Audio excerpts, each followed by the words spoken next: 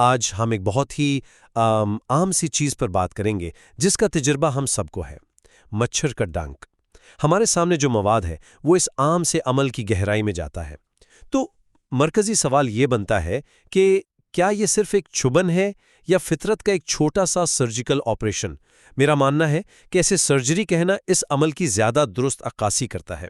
اور میں یہ کہوں گی کہ اگرچہ یہ عمل حیران انگیز طور پر پیچیدہ ہے، لیکن اسے سرجری کہنا یہ ایک انسانی پیمانہ ہے جسے ہم فطرت پر لاگو کر رہے ہیں، اور یہ تھوڑا گمراہ کن ہو سکتا ہے۔ دیکھیں، لفظ کاٹنا یا ڈنک یہ اس کے ساتھ انصاف نہیں کرتا۔ سچ پوچھیں تو یہ بات مجھے ہمیشہ حیران کرتی ہے۔ مچھر کی سونڈ کوئی ایک سوئی نہیں بلکہ 7 الگ الگ مائکرو اوزاروں کا ایک سیٹ ہے۔ یہ جلد کو پھاڑتے نہیں بلکہ تھرتھراہٹ سے اسے آہستہ سے الگ کرتے ہیں تاکہ کم سے کم نقصان ہو۔ پھر ایک ٹیوب وہ بے ہوشی کی دوا جیسا مادہ داخل کرتی ہے تاکہ ہمیں پتہ نہ چلے، اور سب سے کمال کی بات یہ ہے کہ سوئی ہمارے اعصابی سروں سے بچ کر راستہ بناتی ہے۔ یہ خصوصیات صرف اتفاق نہیں ہے، یہ فطرت کی انجینئرنگ کا ایک شاہکار ہے، جہاں لاکھوں سال کے ارتقاء نے ایک ایسا مائکرو سرجن تیار کیا ہے جو اپنے کام میں انسانوں سے کہیں زیادہ ماہر ہے۔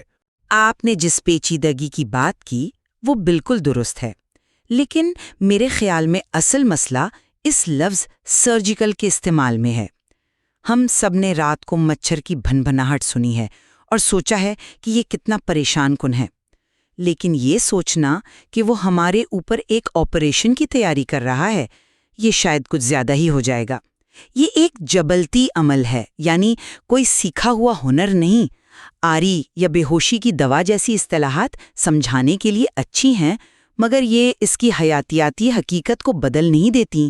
میں سمجھتا ہوں آپ کیا کہہ رہی ہیں، لیکن میں ارادے یا شور کی بات نہیں کر رہا، میں صرف طریقہ کار کی نفاست کی بات کر رہا ہوں۔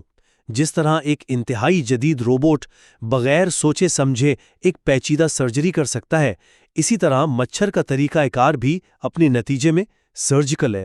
کم سے کم نقصان، ہدف تک درست رسائی اور میزبان کو بے خبر رکھنا، یہ سب سرجری کے بنیادی اصول ہیں۔ اچھا، تو اگر ہم سرجری کی اصطلاح استعمال کرتے ہیں تو کیا اس کا مطلب یہ ہے کہ مچھر میں بھی کوئی منصوبہ بندی شامل ہے؟ آپ اس لائن کو کہاں کھینچیں گے؟ میرے نزدیک مقصد سب سے اہم ہے۔ سرجری کا مقصد تو علاج یا مرمت ہوتا ہے، مچھر کا مقصد صرف اپنی خوراک حاصل کرنا ہے۔ یہ ایک انتہائی ترقی یافتہ خوراک حاصل کرنے کا نظام ہے، کوئی طبی عمل نہیں۔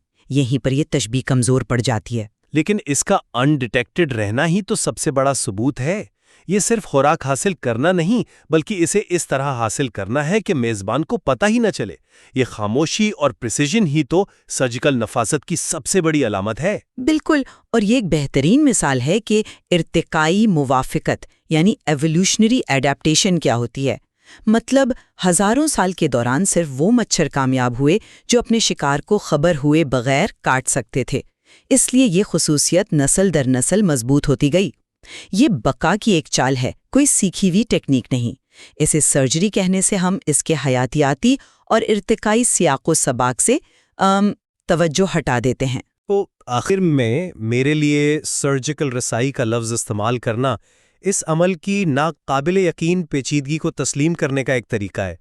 یہ ہمیں یاد دلاتا ہے کہ فطرت میں کتنی گہرائی اور آپ کہہ لیں کہ ذہانت چھپی ہوئی ہے، چاہے وہ ایک معمولی مچھر ہی کیوں نہ ہو۔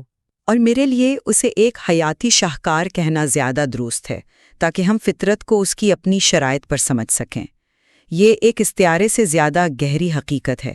ہم دونوں اس بات پر متفق ہیں کہ یہ عمل ہماری سوچ سے کہیں زیادہ پیچیدہ اور شاندار ہے۔ شاید اصل بات یہ نہیں کہ ہم اسے کیا کہتے ہیں، بلکہ یہ کہ ہم اس چھوٹی سی مخلوق کی حیرت انگیز صلاحیت کو تسلیم کریں۔ بلا شبہ اس موضوع میں سوچنے کے لیے اور بھی بہت کچھ ہے۔